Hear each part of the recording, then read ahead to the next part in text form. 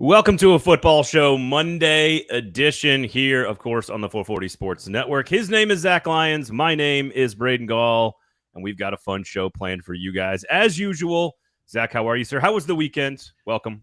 It's a pretty good weekend. Grilled some meat, and then there we go.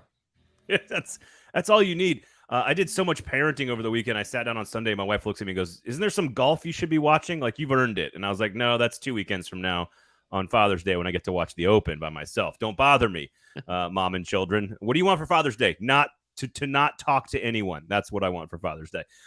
Anyway, welcome to the show. Brought to you, of course, by Sinkers Beverages, the Kingston Group, BuildKG.com. We are going to announce one of our winners for our fantastic Sinkers Bourbon Trail trip. I don't know if it's a bourbon trail per se. It's sort of like a personal bourbon trail, as it were, by Sinkers. We'll announce that winner coming up in just a second. Today's trip to the bourbon trail. Sort of, yeah, basically. And we're gonna make our own. We're gonna blaze our own trail of sorts on the way up there. All puns intended, of course. Today's show is largely going to be about sort of the wider situation around the Titans in the AFC, the state of the AFC. Who are the tiers of teams now that the most offseason personnel moves have taken place?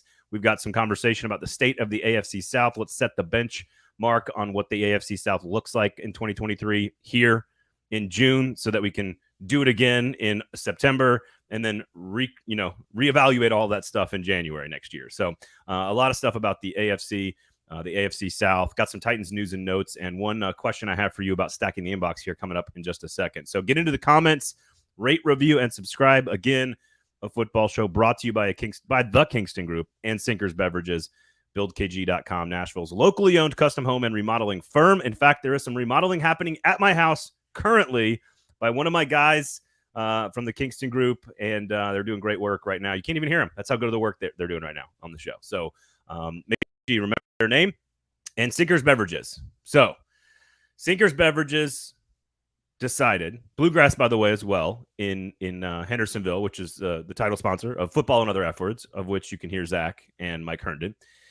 And Sinkers Beverages came to us, Zach, and I said, "Listen, we're going to have this great prize. We're going to give a chance to go up and help us select like the barrel pick from Russell's Reserve," which is one of the best, I don't know, value plays in all of bourbon right now. The Russell Reserve, great stuff. So we're going to go up and pick a barrel. And they said, why don't we save some spots for two of your listeners to come up and join us? So what were the tell everybody what they need to do to enter, because we're going to announce another winner on Thursday's show, Zach. They need to rate, review, and subscribe.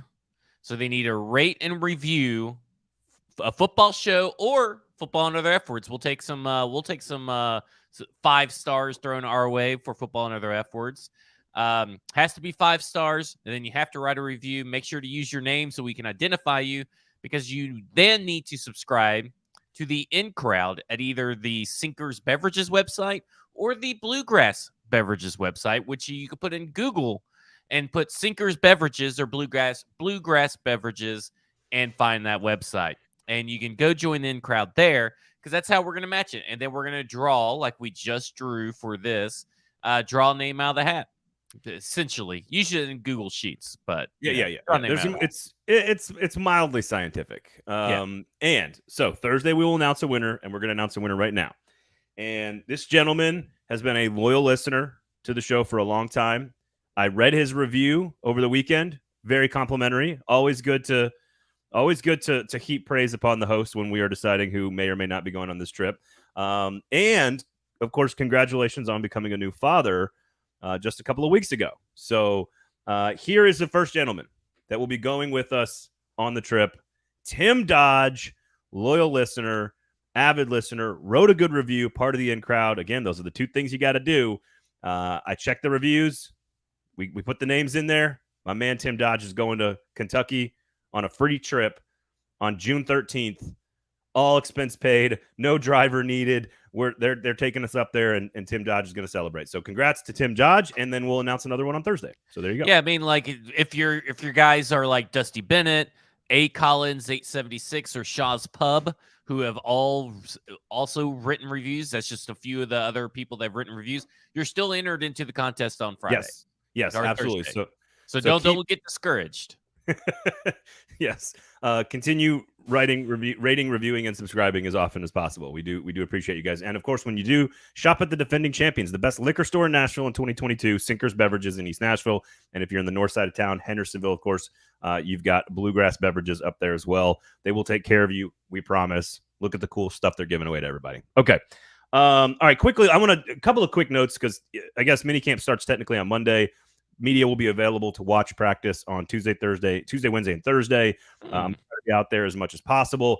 And then, so I've got one question for you as it pertains to Staff Inbox here first. But really, the only piece of news we've got, like, it's kind of a quiet minicamp week, unless there's some Bayard news that breaks in the middle of the week or something with an extension of some sort. The biggest piece of news really is or cut or trade. That's true. Or a holdout. Who knows? Who knows what's going to happen with this Kevin Byard situation? I would assume Titans fans are hoping for an extension and all people happy in the process. Yeah. TR Tart has signed his tender. Now, he had signed a waiver, which to me indicated that he was clearly wanting to participate and practice and get used to the new coaching staff and blah, blah, blah, blah, blah, blah. Well, he signed the official tender, which is worth what? 4.3? Yeah, 4.3. And now he's in line to have if he has a great year, he's in line for a pretty decent contract at the end of next season. Yeah, I mean, as much as a run stuffing, two down, he's got, if he wants to get paid, he has to add a lot to his game, which the coach, the defensive line coach and assistant head coach, whose name escapes me right now, he talked about that. Now it's time to develop the next part of TR Tart's game. So, I mean, again, I'm 3-0 versus Mike now that this has been settled. Because he thought, well, TR Tart, he could possibly get like an $8 million per year. I think deal. 8. I think he said 8. Let's slow it down there. I mean, let's slow it down. We'll see next year if he commands something like that. I find it highly unlikely that he commands something like that because, again, you got to be able to play all three downs if you want to see the big money, and you got to contribute on all three downs if you want to see the money. Great run-stuffing nose tackle. The Titans do wonders finding these guys as undrafted free agents, and they'll keep on doing wonders if he decides that he's going to demand too much, which – I don't know. I kind of feel like TR Tart needs to not bite the hand that feeds him. Well, I agree with almost everything you said there. I think there's like levels of getting paid. There's like paid, then there's like paid, and then there's like paid. And I don't think he's on the paid scale yet. I think he's just on the regular paid scale. He'll get a multi-year deal. Right. And maybe it's worth $6-7 million a year, $8 million a year. Who knows what the number is? I just my question about expectations, and you wrote about Ryan Tannehill's expectations, which I'm going to ask you about in a second. StackingTheInbox.com, of course, for all of Zach's written work and his absurd Ryan Tannehill takes. But TR Tart, yeah, data, man, that data is so absurd. I'm curious. I think he is far more valuable to the team than maybe even like the $4 million. Because I know that's the situation that he's in, and that's why they have the strength. I just think he is. I think he's a pretty important piece, and should he develop one more step, right, like one more level on the progression of development, I think there's a chance that's like they're already impossible to run against. But what helps the pass defense enough is that if he can develop one extra layer, and I don't think he's one of the top 5 most important defensive players, but I think he's one of a handful of really important guys on this team. Yeah, I mean, he's really important to the run defense and all that kind of stuff. And it's not to discount what TR Tart has done or who he's become. You got to remember, he was on like $700,000, $800,000 contract. I mean, it wasn't anything totally inexpensive. So, like, for him, $4 million is big money. Wanting more than that, I think, is a little presumptuous, considering that we've had one steady year, one really good year out of 3 years for TR Tart. Right. Like, that's not a lot of history to be going around and spending all kinds of money on TR Tart.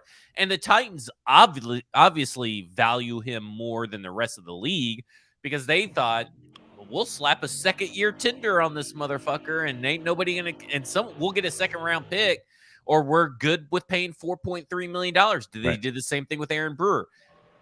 I mean – the league will silently tells you what they think of certain Titans players. Yeah, there's no question about it. I think both players valued internally clearly more than the outside. I do think Tart, if he develops, has a chance to be a more valuable commodity on the open market. But really, it's almost exclusively about what he does alongside of Jeffrey Simmons, what he does for Harold Landry, what he does for I'll say Aziz Al-Shaair.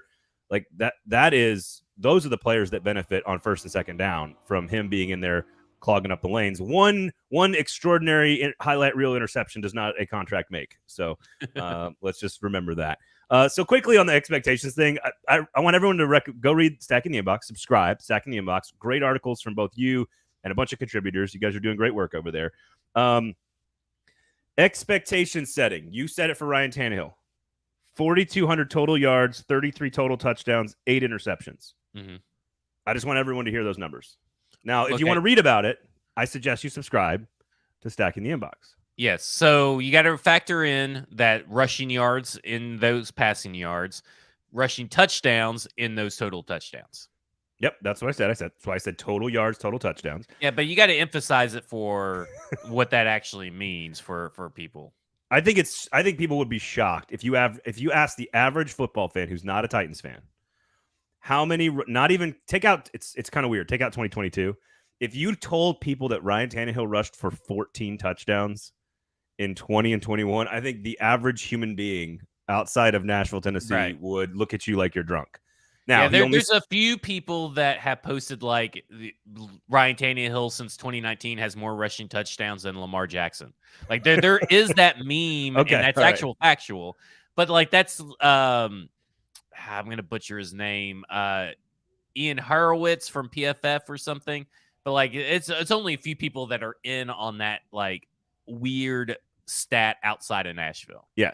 And again, 95 yards rushing and 2 touchdowns last year. So is that a function of the injury? Yes. Is that a function of the offensive line? Yes. Is that a function, of Todd Downing, which makes people vomit right in the middle of their sentences? Yes.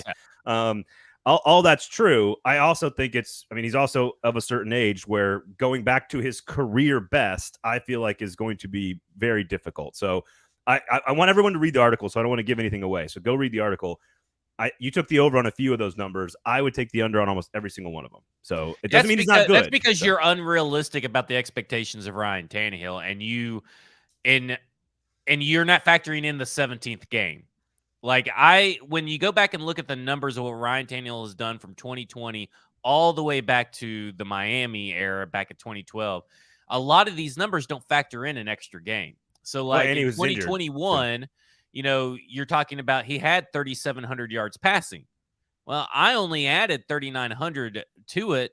I mean, I only added like 200 to that, which is one extra game. Yeah, in 2021, he played all 17, but that team was like complete dog shit and no chemistry, nothing going for it, and Todd Downing. So it's like I'm not like releasing numbers that are out of this world impossible because it's still less than his 2020 and 2020 season. It's also less. What I think makes Ryan Tannehill this very divisive creature in like people's minds nationally, locally, is nationally there's a perception that he's just atrocious, which is obviously not true. Locally, it's far more divided with fans that are positive and more negative, and some people are just regularly negative, and some people are regularly more positive about their team in general. But he's also incredibly difficult to pinpoint for a variety of reasons. All the newness and all the newness on the offense with the receiving core and the offensive line and the coordinator and everything. But even during his entire career, he has missed time both at Miami with injuries and here. 26 total touchdowns, 40 total touchdowns, 28 total touchdowns, and 15 total touchdowns. That is an incredibly wide range. It's just very hard. Last year is just that's just a wash because he was incredibly efficient. They had an issue, but getting to the end zone and getting to the red zone area, which they're historically very good at. So, like, Tim Kelly is going to fix a lot of the issues because Todd Downing was a lot of the issues. I don't disagree. The offensive line injuries, we can go on. The context, I think everybody knows the context. I would say if you're going to throw out a year in which injuries reduced production, which is part of the game, and had questions around his supporting cast, you kind of also have to throw out the 40 touchdowns because it was a career outlier for him regardless of coordinator, team, Yeah, location. which is what I said in the article. I say that, he's never going to sniff anywhere near 33 passing touchdowns or sniff 30 passing touchdowns. I mean, it's just not realistic. So I don't want to give any more away because it's a good article. Lots of interesting data in there that I think the national media needs. Even though I might go under a lot of those numbers, I still think the national media and the national conversation needs a little bit more awareness. So if you need some data, some ammunition to back up your Ryan Tannehill support, let's call it, make sure you check out Ryan stackingtheinbox.com. Tannehill regular season support. Yeah. Let's be very clear. Ryan Tannehill regular season report. All right.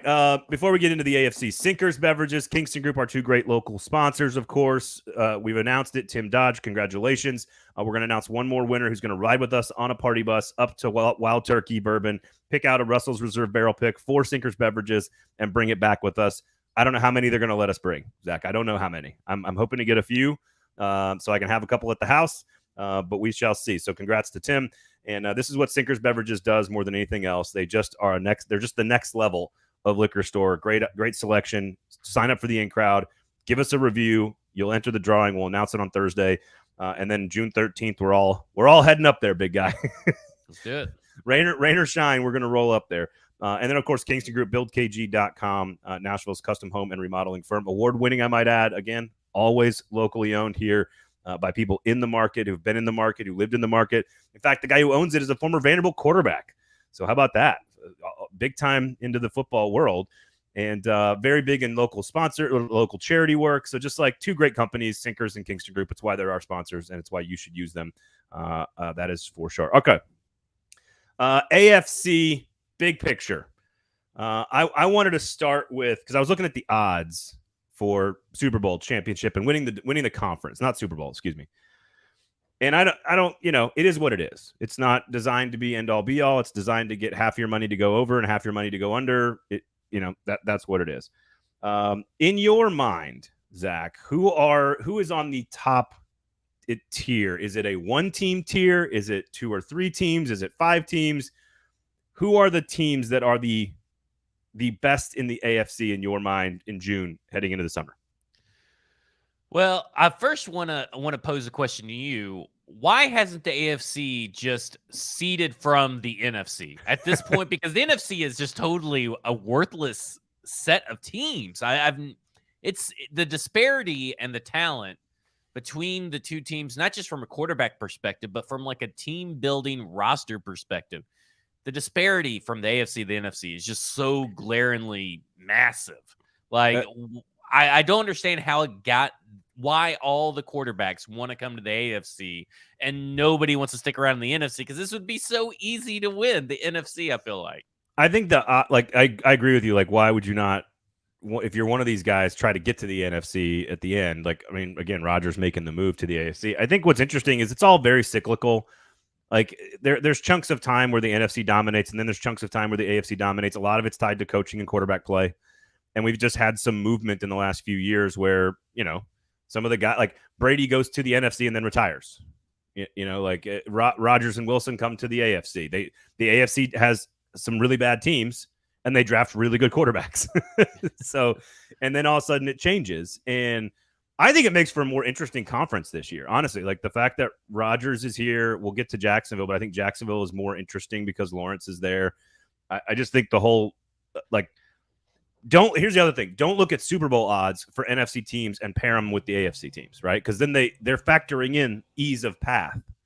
Like, right. For the Eagles, their path to the Super Bowl is easier than some of these teams in the AFC. So don't even look at the Vegas odds to decide where your team should be ranked within the conference. But I don't know, Kansas City, Buffalo, and Cincinnati, to me, if I gave you those 3 and you told me the field, I'd probably take those 3.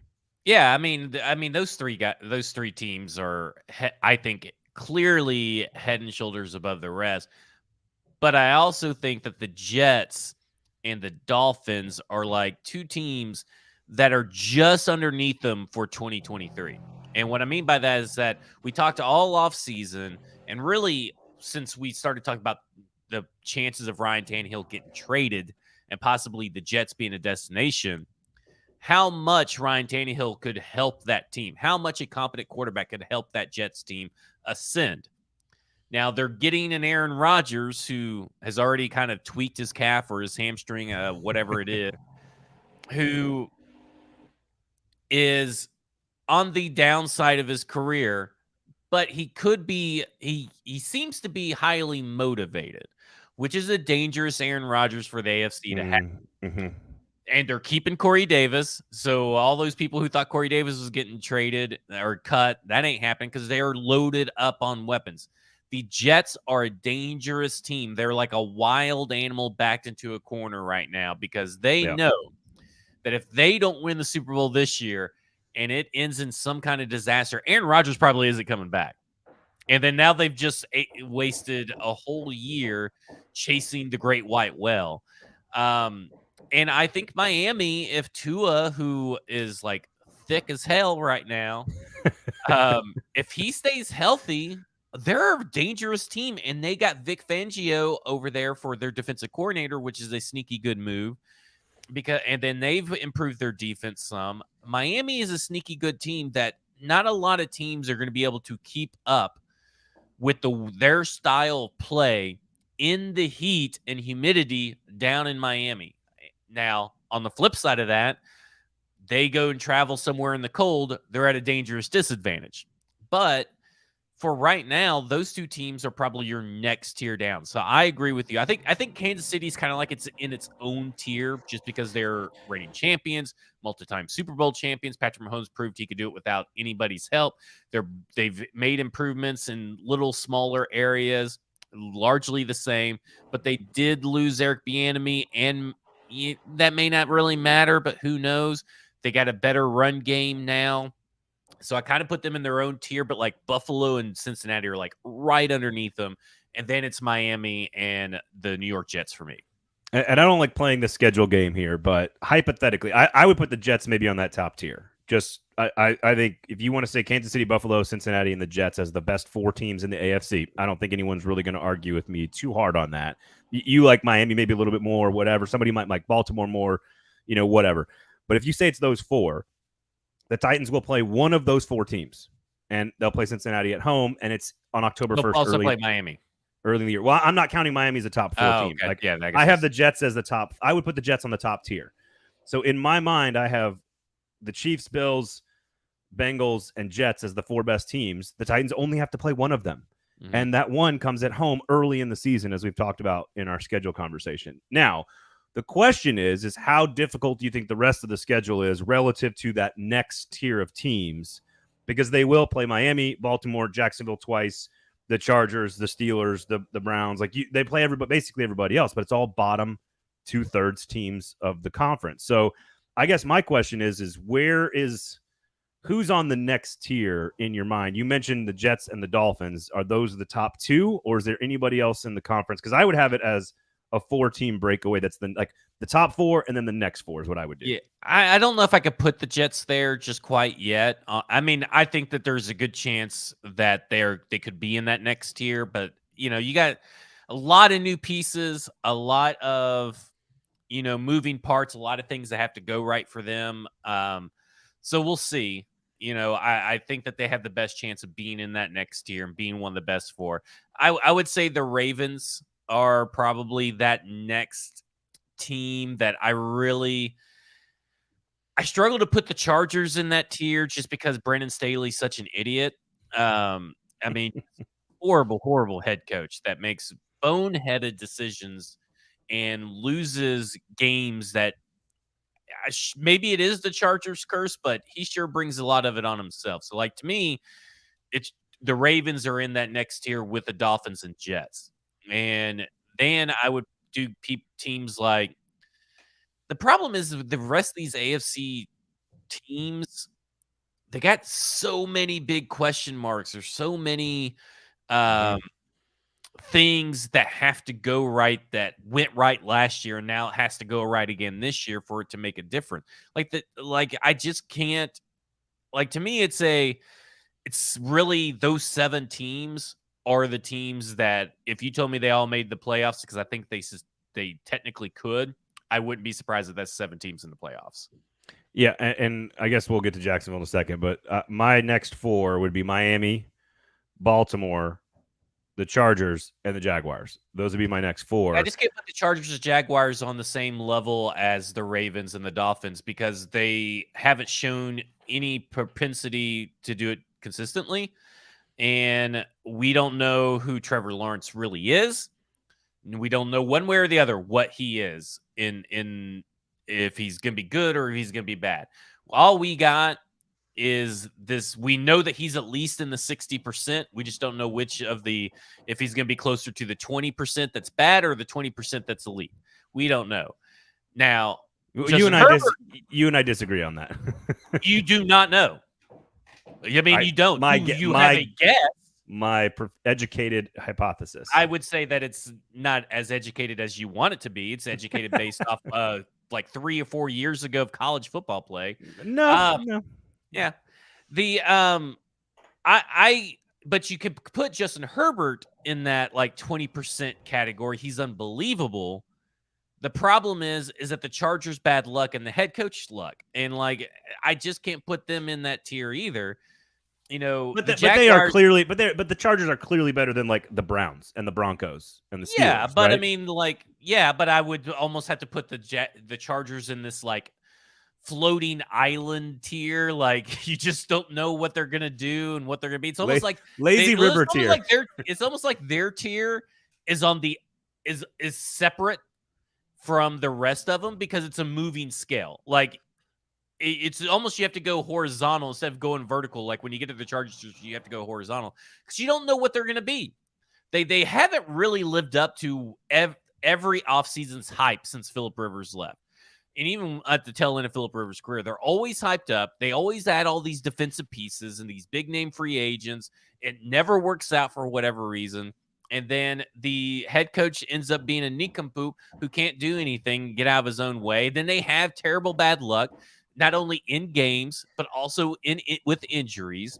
And on the flip side, you have the Jaguars who had the best injury luck last year, which, again, you're going to have to depend on having the best injury luck because you built a team that's just not very good after like a few guys.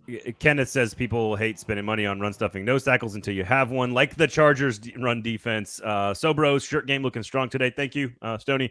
And then Elvin, Jags are so overrated, needed the refs' help to beat third string Titans. No, they just needed Josh Dobbs to not do the play correctly. That's what.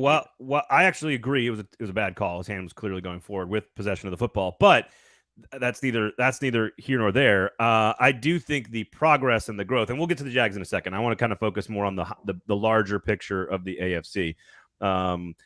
Here's one question: of all these teams in this quote unquote next or bottom or whatever tier you want to call it, I'm basically saying the bottom half of the AFC. So, Pittsburgh, Cleveland, Denver, New England, Vegas, Tennessee, Indianapolis, Houston, whatever, like those 8 teams. Of the bottom half, take the Titans out of it. Who is the team that makes the big jump that surprises people? Because it happens every year. It happens in the NFC. It happens in the AFC. We both agree on basically the top 7 or 8 teams in this conference, which means we're going to be wrong about 1 or 2 of them.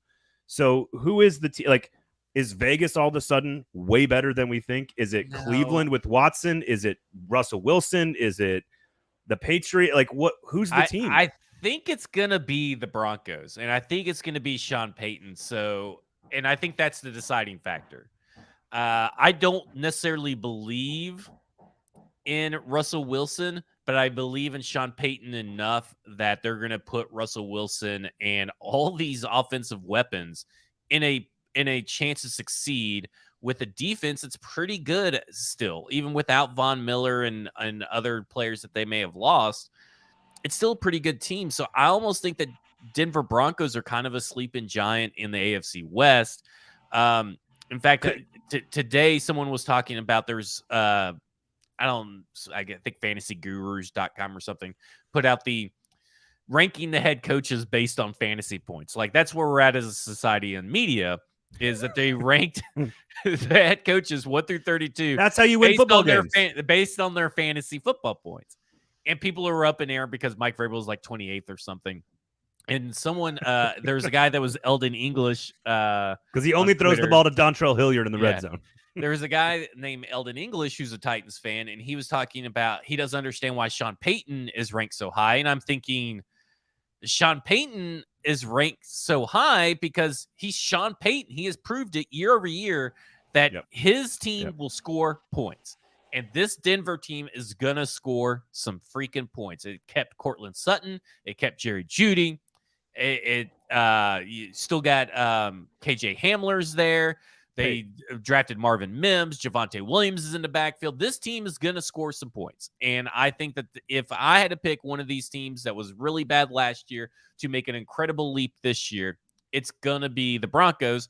And I kind of agree with Stoney. I think that the Titans are technically going to be the team that makes the leap as well. But you said excluding the Titans. Well, here's the thing about the Titans. Their over/under total this year, according to whatever source you want to use, is 7.5. And so if they win 8 games, they will have hit the over and improved on last year. But that is not a jump. Like, for me to call the Titans, for this sake of this conversation, what I'm talking about is the team that ends up being what the Titans were 2 years ago, which is going from a 9-win team to the 1 seed in the AFC. Like that's kind of what I'm talking about. And I don't see the Titans being an 11-win team and winning the division in 2023. I'm with Mike Herndon on this. I don't see the talent level there yet. From 1 to 53, I like a lot of things that are happening, and I like a lot of projections that are happening. It's more about 24 for me than 23. But I will, and we're getting hammered in the comments here about Trevor Lawrence. I can't wait to get into this. But we're gonna have. They're all in my favor, so you may want to avoid the chat. That's fine. Look. I would agree with you, but then we'd both be wrong. So here's the deal. Like, the jump thing I'm talking about is what you're talking about with Denver, which is where they go from like a non-factor last year to challenging the Chiefs for the division, maybe coming up just short with like an 11-win season and being a dangerous playoff team. Like, that's the thing we're talking about here. We're not saying like, oh, you go from 7 wins to 9 wins and you have an above 500 record and you barely missed the wild card. Like, that's not a jump to me. Cleveland, for some godforsaken reason, maybe it's because of karma or something. Like, for some reason, I feel like we're all just like rooting so hard against them because of the Watson thing that they're gonna figure it out. And like, for some reason, the top level talent on that team, on both offensive, really good team, is really talented. That is a really talented. But I know it's just OTAs, but he still is not looking like the Deshaun Watson of old, and I can't explain it. I am going to have to see Deshaun Watson do it to believe in it. Like, I'm at that point. There are certain quarterbacks that have either yet to gain or have lost my ability to just blindly believe in them. Because even when Deshaun Watson was good, he was still, leading a 4-12 Texas team. This Browns team is an entirely better team, and it's one of the best teams he's ever been on. But it's all up to him, and it seems like he's shrinking at the worst possible time, which I am okay with. But he's going to have to. He has to prove it, and they're in a tough division. Where like, can the Browns split it? But then if they split all these teams, that's 3 losses that they are suffering right then and there. So can they get over the hump in that division particularly? If the Browns were in a different division, I think I would believe it. Because, like, for me, the Broncos are going up against the Raiders and the Chargers, and I think the Broncos have the best head coach out of the 3. Could win a couple of those. Yeah. And they'll win a lot more of those games than I believe in the Browns winning games against AFC North. It's funny. Like, I agree with you on kind of the top 6, like Kansas City, Buffalo, Cincinnati at the top. And then whether or not you and I like the Jets maybe a little bit more than you do. So the Jets are right in there, Miami and Baltimore. Then it's sort of Jacksonville and the Chargers in their own tier. And part of Jacksonville being there is because of their division, not necessarily because they're as good as these other teams. But Pittsburgh, like, I don't trust Pittsburgh as much in that division. I trust Tomlin, but I don't see the overall talent level like the Browns have. But I don't trust the coaching staff as much as I trust the Pittsburgh Steelers coaching staff. I agree with your assessment of the Broncos. I think they're sneaky good. They're sneaky dangerous because of the coach. And by the way, a Hall of Fame quarterback who will work itself out. I think Peyton will put Russell Wilson, because I've been down on Russell Wilson since 2019. I predicted the when he was going last year to Denver, I knew that was going to end in a train wreck. Now, he's got a better offensive coach. It's going to ask him to do a lot more down the field than what he was asked to earlier. He's going to be put in a situation for the first time in his career, a genius offensive-minded head coach. And this is going to be a different Russell Wilson. It's not going to be the elite Russell Wilson, but it's going to be a Russell Wilson that's kind of like, I don't know, kind of like Ryan Tannehill or, a quarter like Derek Carr. I mean, he's that Russell. He's not Russell Wilson hanging with Patrick Mahomes. He's hanging with the B team now. Right. All right. Well, so if we're talking about the worst teams, we're going to talk about the South. So we should probably move on to the South here because I think Jacksonville is the thing that's going to divide everybody on this. And I'm taking notes, by the way. Jason, I have you down. Elvin, I have you down. Is it Avenzies? I don't know how to say that. I apologize, but I have you down. I have Kenneth down. I don't know where you stand, Stoney, but I've got your name down on here too. Zach, you're on the list. I was absolutely 1,000,000% right about Trevor Lawrence last year. And it's not because of some Clemson football stuff. It is that I think Trevor Lawrence is going to be like a 9th or 10th best quarterback in the NFL for the foreseeable future. His numbers indicated that he was as such last year. Some of the season indicated the reason I believe in Trevor Lawrence is not because of like one game against Alabama in college. It is that every step of his career, and this is the same analysis I had with Peter Skoronski when the Titans drafted him, that every single step of his career, he has been great. And the only time he was not great was when a giant douchebag was his head coach in Jacksonville, and he ruined every football player on the team because Urban Meyer's a piece of shit. I just don't think he was great last year. I think he was very good. I would not say great or elite. Sure. I don't think he's elite either, by the way. I think he's going to be, again, I would reserve elite for like the top 3 quarterbacks, right? Maybe 5 at best. I think he's the top of the next tier. Eventually, we'll see. His touchdown percentage doubled last year. His interception percentage was cut in half last year. This is a guy who they won 6 out of 7, and against not like some solid teams. They beat Baltimore, they beat Detroit, they beat Tennessee, Dallas, the Jets. Yes, they beat Houston. I just think, and he was very good in those games to get him there. I think he has a lot of learning to do. I still think he was he was a rookie last year to some degree. And I think when you look at his play, what he's going to level out, he's going to level out the first half of the Chargers game. Like that's the stuff he's going to level out. He comes out a little too hot, throws the ball like he's trying to throw it through a brick wall sometimes, very Joe Milton-ish, and eventually calms down and then operates inside the confines of the offense. They've added Calvin Ridley. They've added Tank Bigsby. They have so many weapons to do so much with. I just think Jacksonville's offense is going to be really good. It doesn't mean they're a runaway favorite to win the division, but I absolutely have Jacksonville as first place in the division and in the top half of the conference, which is not – I'd have the Titans in the Pittsburgh, Cleveland, Denver area, not in the Chargers, Ravens area. And it's almost exclusively because of the quarterback and Trevor Lawrence. So that's just my take. And Jason, I got you written down. I got all your names here, okay? All you guys who don't like Trevor Lawrence. It's fine.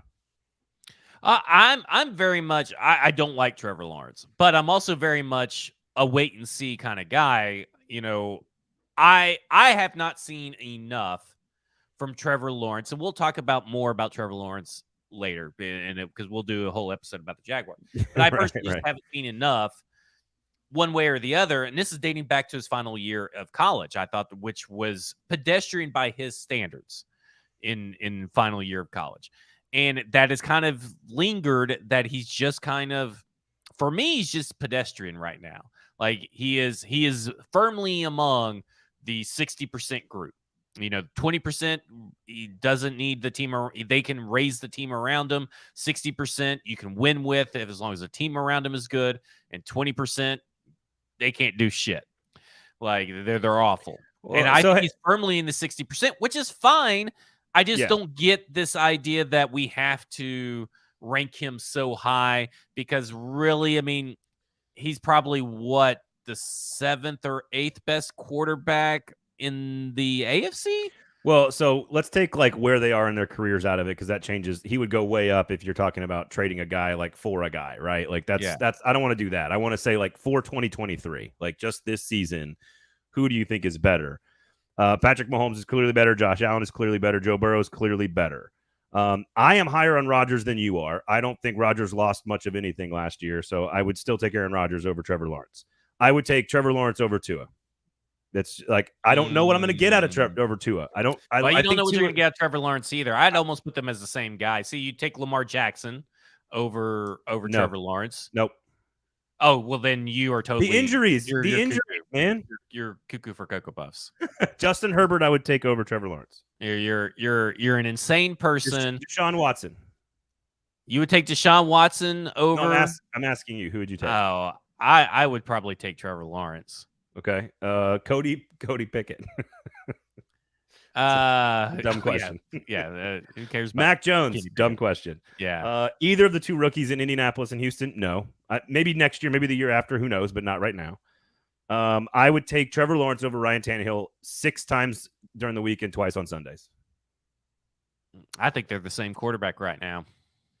Carr versus Trevor Lawrence. I think they're the same. I think like them three are like right now, because what I'm thinking is that, okay, Trevor Lawrence has the age on his side. His ceiling is technically not been decided yet, but he hasn't proved what his ceiling can actually be on a consistent basis. We know where Ryan Tannehill and Derek Carr is at, so it's kind of like you got to kind of take them as the same level because they're all the same kind of quarterback. Of course, Derek Carr's in the NFC anyway. So, let's try. What was I asking about Derek Carr? Good God. I meant Jimmy Garoppolo is what I should have said. I mean, I'm taking Trevor Lawrence. My fault. Right, my fault.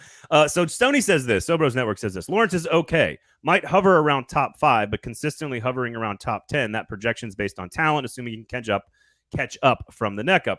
So this almost feels more like a semantics argument because you use the word pedestrian.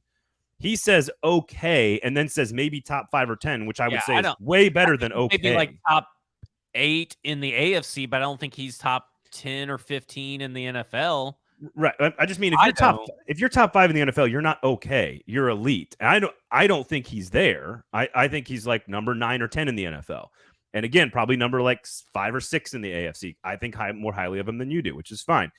I just pedestrian is not what he was, though. Like I guess I need to understand what you mean by pedestrian, because pedestrian by definition, unless I'm wrong, is like below average. Well, I said pedestrian base. I said that he was pedestrian based on what his career was his college season, and has carried over because he's supposed to be the next great quarterback prospect. He was taken with the number 1 overall pick. I do not see number 1 overall pick from anything that Trevor Lawrence has done so far as his NFL career. Doesn't mean the story's written yet. The book's closed. But I would say he's not meeting expectations. I think it is hard to evaluate, and this kind of speaks to your original point, which is that no one really knows, which is true of all these guys. No one knows about any of these guys. I would say the body of work for Trevor, because and Kenneth says, what about the comeback versus the Chargers? Well, he was where the Chargers completely blew it. Yes. Well, he also was the reason they were in the hole. So like you got to use both sides of the equation on that. I just see a player who threw for 4,200 yards, who increased his ratios, was far more efficient statistically, and you package all of that with the fact that it was Urban Meyer. Like it's just, I don't think Doug Peterson's some genius, but I think that when you have a competent professional adult, even if he's just average, running an NFL offense, all of a sudden you can look a little bit more like the player you actually were for your entire career. I think the one rookie season with Urban Meyer and all the drama is a complete outlier. And if you look at last year's numbers, we're talking 8 interceptions, 33 touchdowns, 4,200 yards. Those are the numbers you put on Tannehill, and that was his first real season in the NFL. So I think he is going to continue to get better, and he's got better weapons around him than everybody else does in a lot of these situations we're talking about here. Now, I did not. You're again. I put less numbers on Ryan Tannehill passing the football, but I also put the caveat in stacking the inbox. I also put the caveat is that there are game situations and game scripts that matter in these stats. The Jaguars continually are having to be in shootout games because of other circumstances, or they fall behind. So his stats are going to look better than Ryan Tannehill on certain aspects when you look at volume stats. And that's how it's always been for Jaguars teams anyway. They're always playing from behind. They're never decisively winning games. That is the thing. The AFC South, because we've now have eaten up a chunk of our content of the Jaguars part of the podcast for another episode that we have planned out. We still got the whole other team, the whole rest of the team to talk about. Well, that's why we just talked about the one guy. Back into the AFC South. The AFC South is not as bad a division as what I think people think it is. Now, is it still the worst in the AFC? Yes. However, is it as bad as what it was last year? No. I think this team is going to – I think there are going to be teams are going to be in more competitive and close games than what people realize in the AFC South.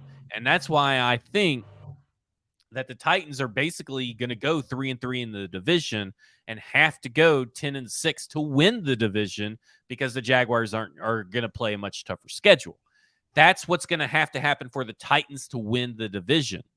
And that is because the AFC South is more competitive. It's a lot closer than what it was in 1 year later. The 4 teams in AFC South are a lot closer to each other in terms of competition. Yes. And it's a lot closer to the rest of the AFC in terms of competition. So I completely agree. And by the way, still taking all these notes for you guys. I love you guys, very active in the comments today. Jason says his ceiling, Trevor Lawrence, is Kirk Cousins. That's silly to me, but depends on how highly you think of Kirk Cousins, I guess. All you guys, all valid points in the comments. I respect and love all of you. Peace and love. I saw somebody trying to leave a review, by the way, as well. We appreciate that. Enter the contest. We're all brought to you by Sinkers Beverages and Kingston Group.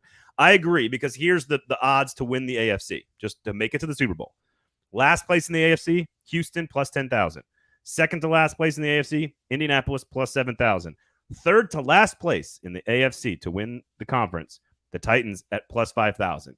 To suggest that the 3 worst teams in the conference are all going to come from this division seems unlikely. That just seems unlikely. Especially when you got the Raiders out there with this old Jimmy Garoppolo thing hanging over their head. There's a few. I'm with you on the Steelers. I don't know what to make of the Steelers. They could go one way or the other for me. You just don't know. Like, the Patriots are probably going to be bad, I feel like. They could take a somebody's going to take a tumble. We don't know who it's going to be. I think your main point, and I think the main point about the AFC is absolutely correct. It is far more competitive at this time this year than it was this time last year. From 1 to 4, it is far more competitive. Yeah. Last year we were talking like the Titans had an easy street, and they technically did have easy street to win the division. Injuries and bad luck just caught up to them. And they almost still won the division last year. And this year when I'm looking at the schedule, looking at the timing of certain games, looking at the new head coaches, you don't really know what to expect. Who's going to be starting at quarterback for the Colts? When is it going to happen? The Anthony Richardson thing, CJ Stroud, is he going to truly run away with it versus Davis Mills? All these things, right? And you think that, the Texans beat the Chiefs last year. The NFL's kind of fluky like that. Yes, the Texans and the Colts, tied. And you look at the Tennessee Titans, and I'm like, I feel like this is a year that they have to win more games as a whole to make it into the playoffs, because I don't think you're going to make it into – I don't think the AFC South is going to field a second playoff team. So you have to win the division if you want to make it to the playoffs in AFC South. And I think the only way to do that is to beat up on everybody else and split. In best case scenario, you're probably splitting with the rest of the AFC South teams. A couple of interesting. I agree with that. Couple of interesting comments here. Elvin says, "Who's the best coach in the AFC South? Coaching matters." I think it's pretty clearly Mike Vrabel. I don't think there's a question about that. And this is a terrifying thought for everyone. My prediction. This is from Elvin. My prediction is that this is Belichick's last season, and they will want Vrabel to replace him. Of course, they will. The question is, does he want to? As is the case with Ohio State or anywhere else that comes. And does he really want to get? I mean, New England is not set up well for the next head coach. D Good says quarterbacks I'd rather have than Trevor Lawrence. It looks like Rodgers. I don't know what Allen is. I think Jalen. Jay. Okay. I think Lamar Jackson, Joe Burrow, Patrick Mahomes, Justin Herbert. That's 7th in AFC. 7th in the AFC, and then a few names in the NFC. But either way, we'll spend a lot of time on Trevor Lawrence a little bit more when we go into the Jags. I think this. Here's my. I agree with what you were just saying. This is. It may not be a great division. It may be the worst division in the AFC. This is the most interesting division maybe in all of football. Like, because when you have 3 potential rookie quarterbacks and then a number 1 overall pick at the other side, 2 brand new coaches, one of which we think very highly of in D'Amico Ryans. You've got all these. Oh, yeah, D Good was saying Allen. There you go. All the guys that are like the intrigue in this division. It may not be because of the Titans, but I think there's more national coverage of this division than we've ever had. And the Titans, therefore, are going to get into more conversations because they're probably going to be better than the Colts and the Texans. I just think there's going to be a lot more spotlight on the division because of Anthony Richardson and C.J. Stroud and D'Amico Ryans and Trevor Lawrence and Will Levis. And, like, just won't be on the Titans. maybe not. Unless there's a win. Switch. Unless either they win or they switch to Levis, in which case there's more interest in the team. Yeah. The way that, it's going to have to go terribly. Either injuries going to have to force Ryan Tannehill to the bench, or it's going to have to be very clearly Ryan Tannehill is just does not have it. I don't think either of those things are likely based on his history. I think maybe the injury is more likely than him just showing that he doesn't have it. But, that kind of takes us into something that I brought up is like, what does the future of the AFC South look like, specifically in 2026, right? So 2023, 2024, 2025 are the first 3 years of the rookie quarterbacks that got drafted. And in that time frame, you also have Trevor Lawrence probably seeking and getting a 5th-year option or a new contract. So you're talking about Trevor Lawrence, and you're talking about year 3 of C.J. Stroud, Anthony Richardson, and Will Levis, theoretically. Okay. So heading into 2026 is when decision time, right? So the first 2 quarterbacks, Anthony Richardson and C.J. Stroud, have they proven enough to have their 5th-year option picked up? Right. Will Levis, who does not have a 5th-year option, has he shown enough that you go ahead and start thinking about extending him? But it's interesting because all these 4 quarterbacks are like, even Trevor Lawrence, such unknown commodities. And unlike Trevor Lawrence, the rest of these guys have serious flaws that they have to improve upon quickly, except for Will Levis, who can wait a year. Right. What's funny is I think it's almost a guarantee that they pick up the 5th-year option on Lawrence. So going into 26, they probably have the option and they're working on the contract. So I think what's here, is this fair to say, of the 2, Richardson and Stroud, is it fair to say that one is clearly a star and one is they're debating whether or not to pick up the option? Does that sound fair? Statistically? I think so. If you saw C.J. Stroud's top 5 quarterback list that circled this year, you would have to question it really supports this idea that he may not be as bright as what we all think he is, or like some people like to think he is.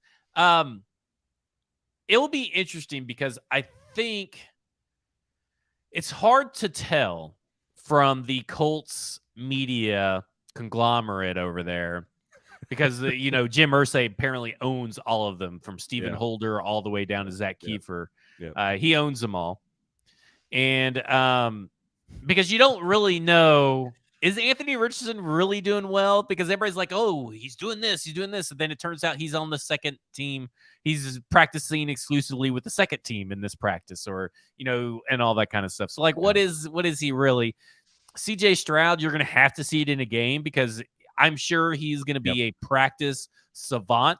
He's going to be that guy that is just awesome at practice because there's not a lot of pressure being faced to him.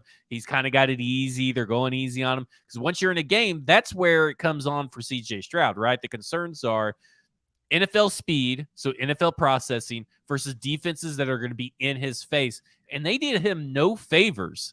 He has very little talent in the passing game. He has very little talent on the right side of the offensive line, starting with the center, which looks to be a rookie center, Juice Scruggs, which was drafted in like the 3rd or the 4th round. Oh, that's not good for CJ Stroud. I think, what did you say? Didn't you say the numbers, like the number of times the league drafts more than 2 extendable quarterbacks in a single round. Yeah, It just doesn't you're happen. lucky to get 2 out of a Right. year. So if both of them hit, then odds are Levis doesn't, or vice versa. If Levis hits, it's then only odds first are round quarterbacks. okay, only first. All right. Well, then what so I think the is odds would be Bryce Young did not hit. Yeah, there you go. That's true. What's interesting is another note, I think, to sort of set the stage of the South to this year going for now as we kind of head into the season looking forward. What's one of the biggest Jacksonville's one of their biggest weaknesses on defense is their secondary. One of the biggest weaknesses for the Colts is their secondary. The Titans were the worst passing defense in the NFL last year for different reasons, but different, like there is space to throw the football in this division is my point. And so that's going to help some of these rookie players. For some reason, maybe it's because I believe in. I don't know if it's going to help the rookies because I think that these defensive lines for all these teams and edge rushers are going to get to them really quick. Like I really feel bad. It's almost like when Justin Fields got drafted, because when I said Justin Fields will be very dependent upon the situation that he lands in, and he landed in a horrible situation with the Bears. And I think that while D'Amico Ryans is a great head coach, and I love Bobby Slowick as their offensive coordinator, they're not there yet. But how much does them not being there yet affect C.J. Stroud's growth and career trajectory? Yes, I think it's a great question. The other thing I think they have in common on offense is that I think they have some like sneaky, decent collection of guys to get the ball to, but that all of them have offensive line questions. Like of the offensive questions, it's Houston's offensive line. I know the receiving core is not that great either, but they've got a couple of, they have the tight end. They've got a pair of running backs that are pretty solid. You got Jonathan Taylor and a couple decent receivers for the Colts. I think there's some stuff I know there. Pittman's not showing up to his stuff either, and then Alec Pierce is injured apparently as well.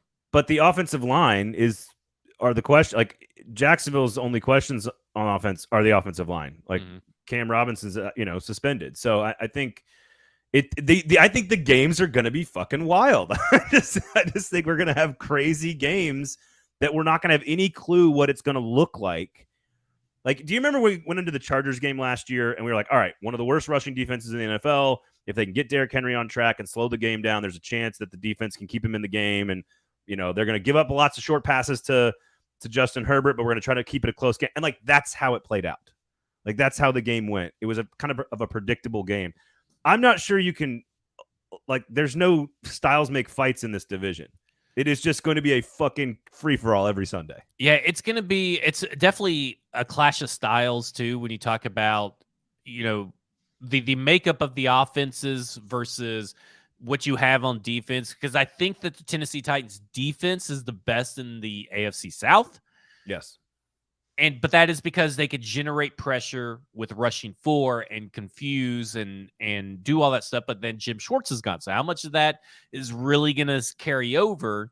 We just don't know. But we do know that there's Jeffrey Simmons. And if you're telling me that the Tennessee Titans are playing the Houston Texans and it's Jeffrey Simmons versus Juice Scruggs, I'm taking 4 sacks, whatever his sack total is. I'm taking the over. That's how I feel about this defense. It doesn't matter in that particular game about that, because then you look across the way and they got their best receiver is Robert Woods and maybe Nico Collins. We don't really know what Nico Collins really is. It's much like the Titans. Damian Pierce might be their best receiver, or whatever. What's interesting is also the coaches. You've got 2 offensive nerds, and then you've got these 2 defensive culture rah-rah leaders that are teachers. So even the coaching dynamic is extremely different. I think it's the worst division in the AFC, but I think the entertainment value, the unpredictability, the spotlight, the focus, the rookie quarterbacks, I think there's a lot of fun to be had in the division. It might also lead to lots of Titans fans ripping their hair out from time to time, or it could lead to a division championship. This is going to be a very frustrating year, and I just want to go prep it because I was going through the schedule. I did all 18 games. I broke down all 18 games in detailed fashion over a period of 4 or 5 articles for stackinginbox.com. There is never a time where the Titans go on a big long win streak. It is maybe the last month. Maybe they win 4 straight. I think I went 2-2 or 3 or I think I went 2-2 at the beginning of the year for the first 4 games, and then the next set of games, at some point I was at 7-6, and then at the end you're at 10-6. But it doesn't really. Those last 4 games are kind of scheduled a little bit differently. So like the most that they win in a row is like 2 or 3 games. It's going to be a tight year all the way until those last 4 games. Like it's going to be butt clinching games for the most part. Pucker. Yeah, I've got him at 2 and 4 going into the bye. I think that's why. I think I had maybe 3 and 4. I think you had 3 and 3 coming out of the London game, going into the bye. I would have him at 2 and 4, which is Saints, Chargers, Browns, Bengals, Colts, Ravens. And then from there, it's a bye week, it's rest, it's growth, it's young players getting more comfortable, ideally not hitting a rookie wall, getting that extra bye week before Atlanta and the short week against Pittsburgh, and then ideally playing a bunch of rookie quarterbacks in the final 6 weeks of the season. You got Carolina, the Colts, the Texans twice. That's 4 rookie quarterbacks. Tua, who knows if Tua's even on the field at that point in December. Right. There's no way to know what he is. So Seattle. What is Geno Smith scary? Like not at home, not really. I think people expecting Geno Smith to duplicate what he did last year is going to be tough. He did almost as much in one season as the first 8 years of his career combined. The statistical probability that he replicates that is almost nothing, which is why he got a deal that he'd got, which is like 1 year, right? Basically, they can cut him like after 1 year. Okay. D Good, 18 games. He meant 18 weeks. He knows what he was talking about. Okay. Sometimes we don't. You know what I was talking about. We say a lot of words on the show. Sometimes they don't come out exactly correctly. Otherwise, I think that just about does it for us. I don't know what we accomplished in terms of the Trevor Lawrence debate, but I think there's a pretty clear hierarchy in the AFC, and the Titans have a lot of upward mobility. According to the Vegas odds, again, 3rd worst team in the AFC, according to the Vegas odds. There's 5 or 6 teams they can move ahead of pretty quickly if things go right for them. That doesn't mean they're making the playoffs, but frustrating, interesting, entertaining, unpredictable. These are all things I would use to describe what the AFC South will look like in 2023. Okay, Sinkers Beverages, Kingston Group, Stacking the Inbox, F Words Pod. You want to give everybody a little preview what you guys got coming up this week on the show and in the I have no clue what in the inbox. It's not Wednesday. We haven't planned yet. Okay, what about the inbox? Got any plans for that? Well, Stacking the Inbox, we got today's Ryan Tannehill. Tomorrow will be Derrick Henry doing a little bit of offensive predictions, and I'm assuming Colton Dow by Stoney on Friday for Film Friday. Nice. Gotta love Colton Dow. Other than that, hopefully we'll have a lot of minicamp reaction. Hopefully there's interesting stuff that happens this week at practice, and we'll discuss that on Thursday, and we'll announce one more big winner. So again, make sure you rate the show, write a review, leave your name, go to Sinkers Beverages, sign up for the in-crowd, and we'll give away one more spot on that bus trip up to the Bourbon Trail to hand select a Russell's Reserve barrel pick for Sinkers Beverages. Bluegrass, of course, in Hendersonville as well. Thank you guys all for listening. Thanks for hanging out. For Zach, I am Braden. We'll talk to you on Thursday. Take it easy.